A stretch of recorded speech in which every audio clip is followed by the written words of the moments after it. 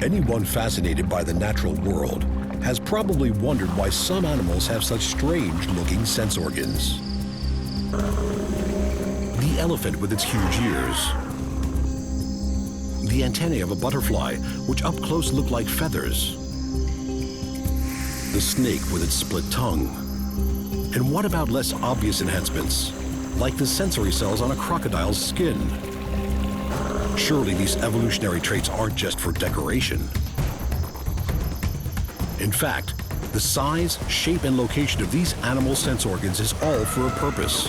And just like us, animals rely on their senses to communicate with each other, find their way around, stay safe, and most importantly, to find food. When you see how superior some animal senses are compared to those of humans, you might wonder how we ever managed to stay on top of the food chain. Animal Supersenses. You won't believe what's possible.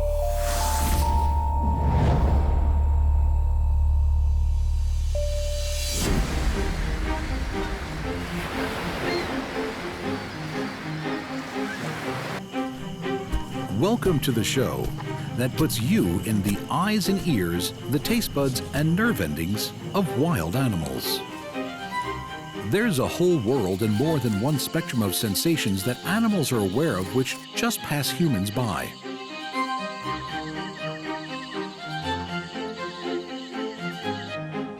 And yet, while it's widely known that, for example, a dog's sense of smell is dozens of times more acute than humans, or that goats have close to a 360-degree field of vision,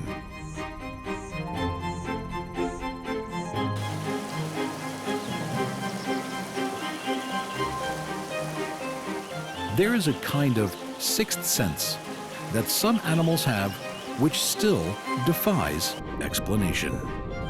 Call it extrasensory perception.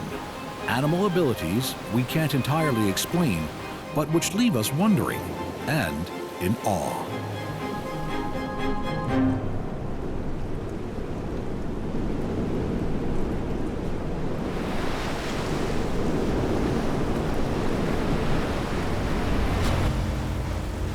For example, take the animal response to disaster, such as the tsunami.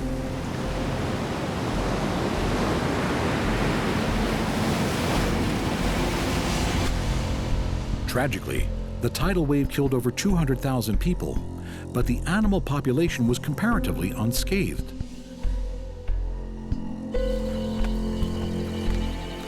Observers even recollect animals leaving hours before the disaster.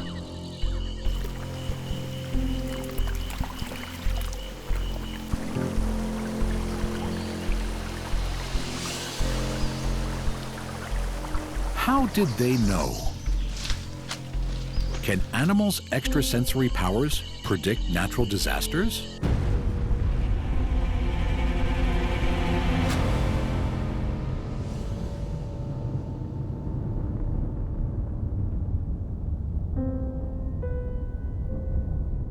Do animals have a kind of extrasensory perception or sixth sense that alerts them to danger?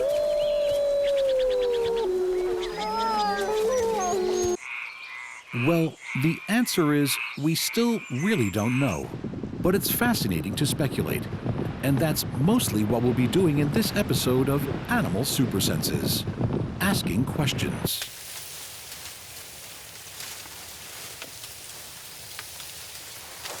The tsunami of 2004. In the hours before the tsunami hit, there are reports that at elephant camps, the large mammals were becoming agitated. They trumpeted loudly, what may have been elephantine distress calls. Many even managed to break free from their camps, presumably to head for higher ground. Just hours later, disaster.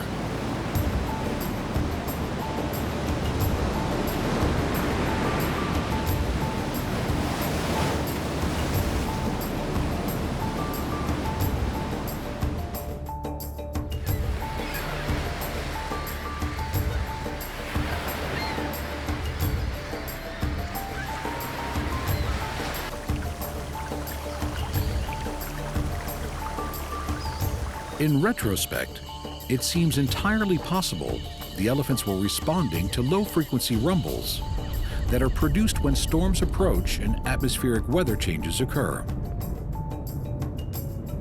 These rumbles happen in a spectrum of sound called infrasound that is below our level of hearing, but it is one which elephants use all the time to communicate over long distances, to listen in for approaching storms, and so on.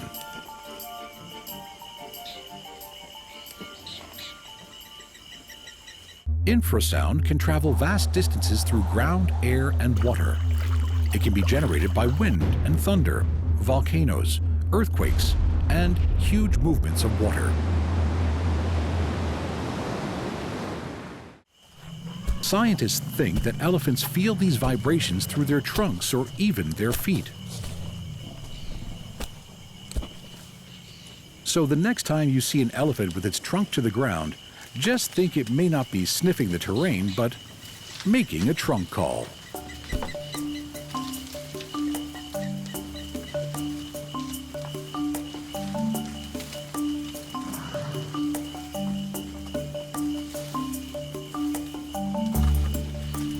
What that means, not just listening out for sound, but picking up vibrations through its trunk, which has been found contains a pressure-sensitive nerve capable of detecting seismic signals.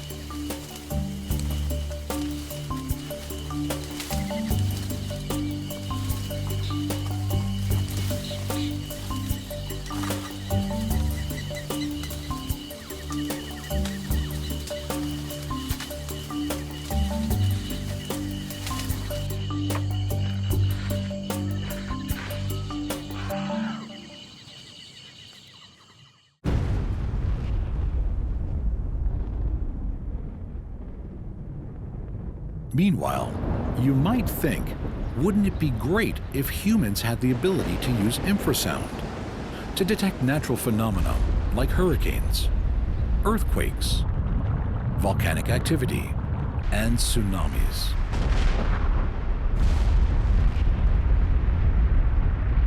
Infrasound, low-frequency sounds, are produced by a variety of geophysical processes, but also some of the more dramatic man-made sources, aircraft and explosions, for example.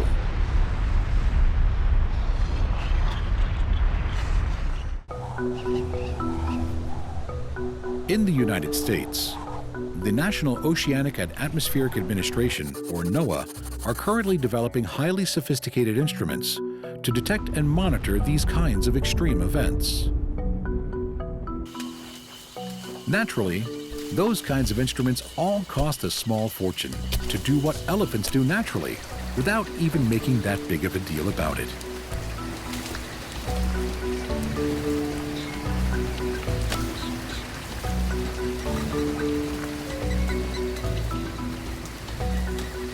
The production and perception of infrasound has been observed in multiple mammals, including whale, giraffe, hippo,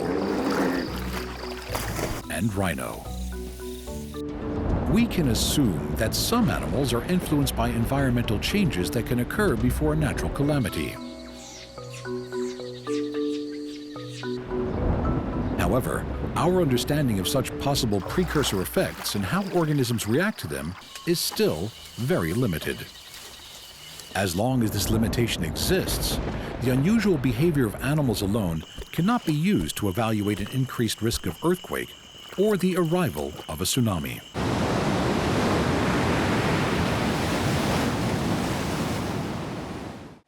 But there seem to be other cues which animals tune into, far beyond the reach of the normal sensory package. If it's something in the air, then we're probably going to be way down on the species list before we sense it. When it comes to noticing shifts in barometric pressure, the sort of changes caused by a hurricane at sea, for instance, it seems birds leave us for dust.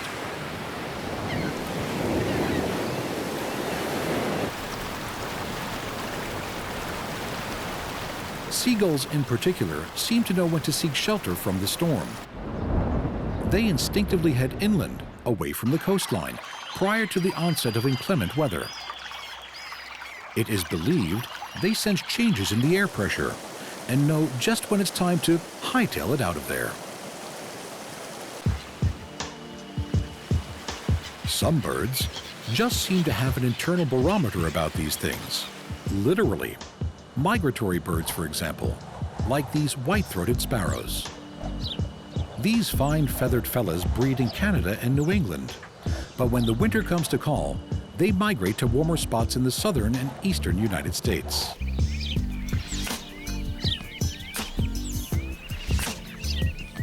Their inbuilt barometer, for thus it seems to be, allows them to detect changes in air pressure.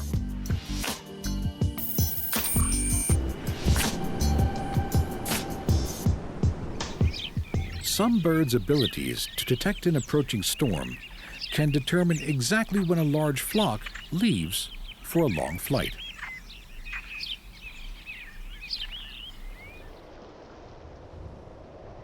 Not only can they select the best departure time, but also the best altitude for long-distance travel. It's yet another instance where mankind has to invent and design all kinds of sensitive and expensive equipment just to match what comes naturally in the wild.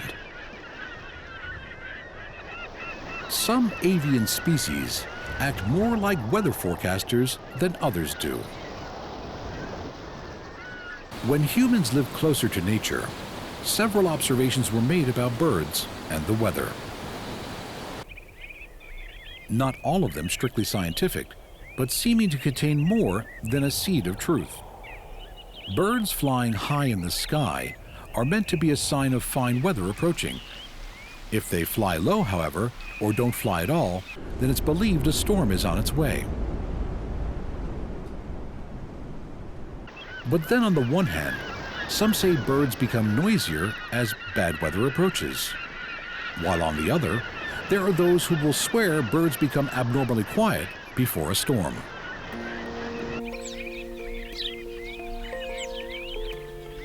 Large groups of birds perching on power lines is said to be an indication of stormy weather.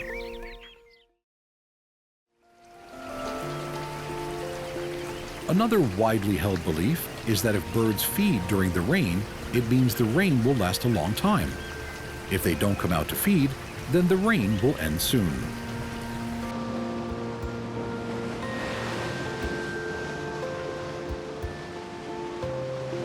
The sixth sense for barometric pressure certainly hasn't been distributed evenly through the species. We travel now, with a certain amount of trepidation, to the shallow waters, coral reefs, and coastlines. That is the natural habitat of this sleek and deadly character.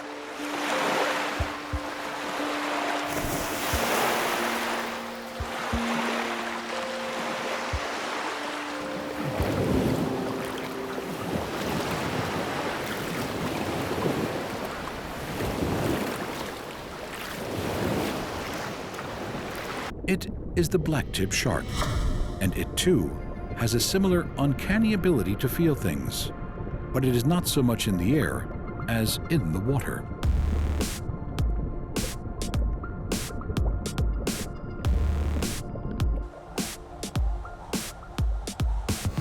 We all know that tropical storms develop as low-pressure systems offshore.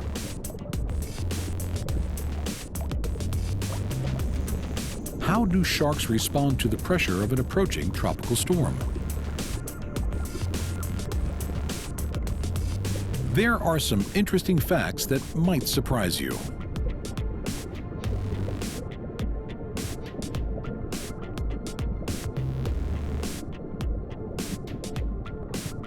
In 2001, Tropical Storm Gabrielle made landfall in central Florida. Researchers had been tracking the movements of a population of juvenile blacktip sharks in a small bay there for about 3 years.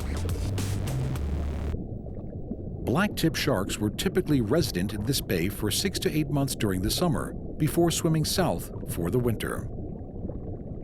The research corroborated that the blacktips typically did not leave the area until migration time, and definitely not in large groups.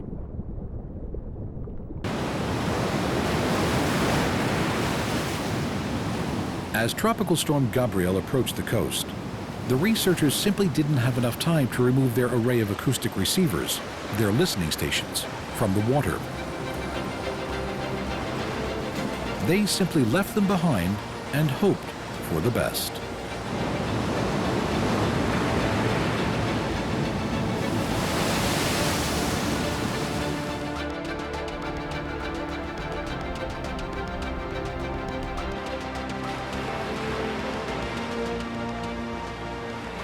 Fortunately, the equipment was still intact after the storm, and when researchers downloaded the data a little while later, they discovered something amazing.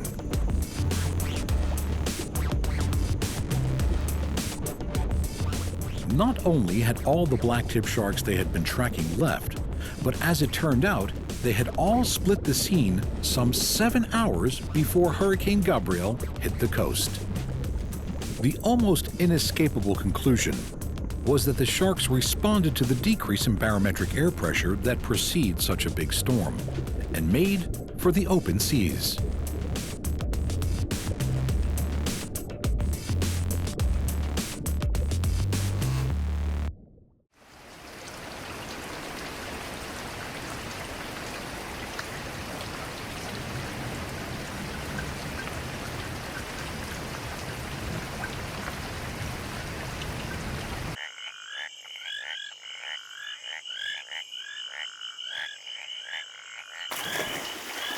When it comes to storm warnings, some of the evidence for animal foresight is anecdotal at best, and sometimes even a bit murky.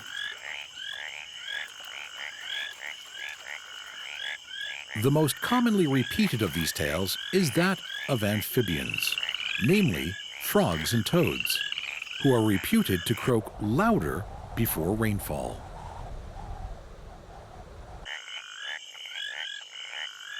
Another fascinating case study is the tree frog, where it is most commonly kept as a household pet.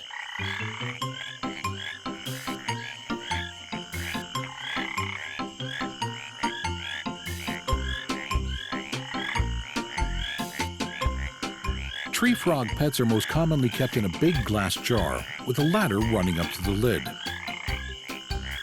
What the anecdotal evidence seems to suggest is that if the tree frog stays at the bottom of the jar, then rain is imminent. If, on the other hand, the little green chap climbs up the ladder, then the higher he goes, the better the weather will be. Meanwhile, back in the wild, green tree frogs are sometimes known as rain frogs. They are so named because their call is said to be the loudest at the onset of stormy weather.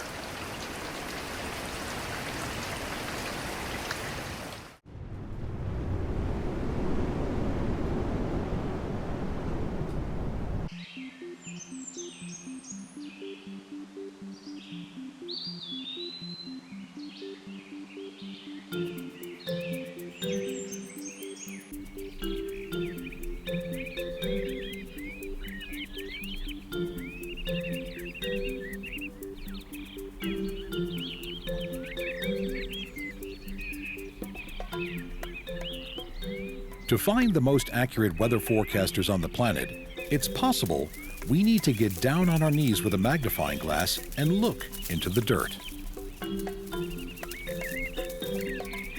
Again, this observable phenomena still doesn't exactly come under the heading of scientific fact.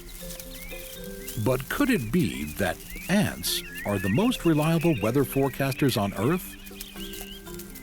Any definitive conclusions will have to wait until all the research is in. But keen observers have noted that when ants build steep mound sides to their nests, it seems to be an indication that rains are on their way. With the approach of inclement weather, ants have been witnessed carrying out extra industrious labor, working furiously, more furiously than usual, to either build and move into new nests or fix up and clean their existing nests.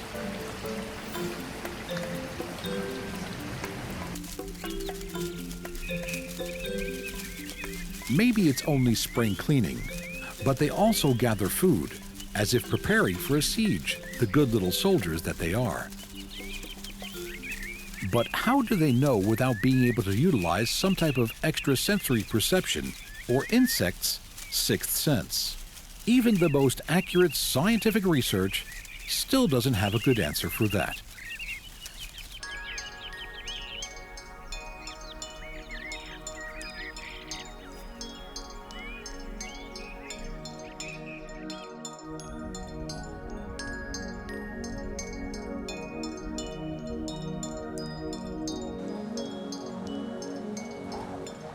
To observe another animal that has faculties which could indicate a sixth sense, you don't need a magnifying glass, or indeed to travel to some exotic corner of the world.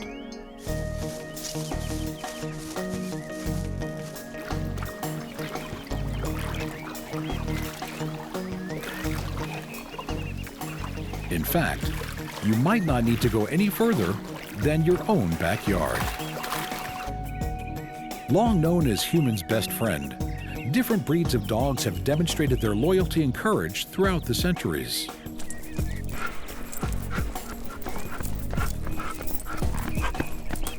They can also be trained as canine detectives, able to sniff out everything from narcotics to termites, concealed explosive devices, to people trapped under rubble. Smell is a dog's dominant sense. So much so that a huge part of its brain is devoted to analyzing odors.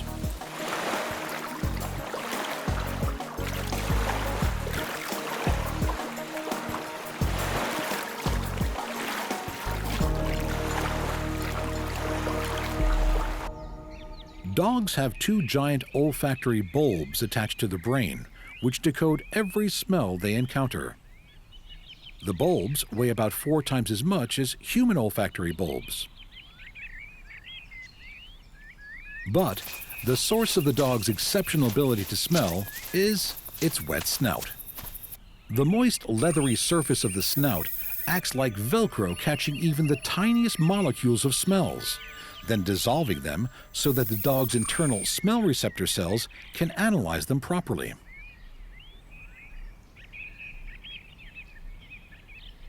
To keep his nose wet, a dog must produce a constant supply of mucus through its nasal cavities.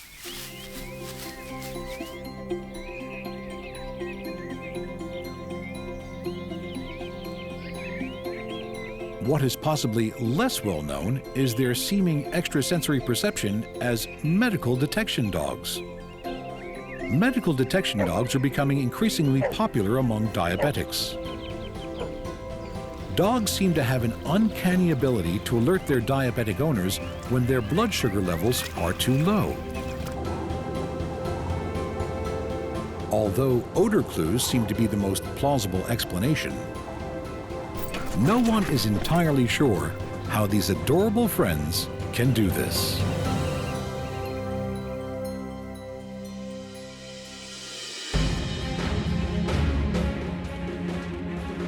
The senses are the stars in Supersenses, and this episode has been no exception. We have been on a fantastic voyage, led by the extrasensory perceptions some animals have, a few of which really do defy explanation. The sixth senses have taken us from the ocean depths to the jungle, the teeming life underfoot, to the migratory patterns of birds on the wing, and the incredible sense of smell of our inseparable canine friends. And these super senses will be back to fight again another day. So join us next time on Animal Supersenses.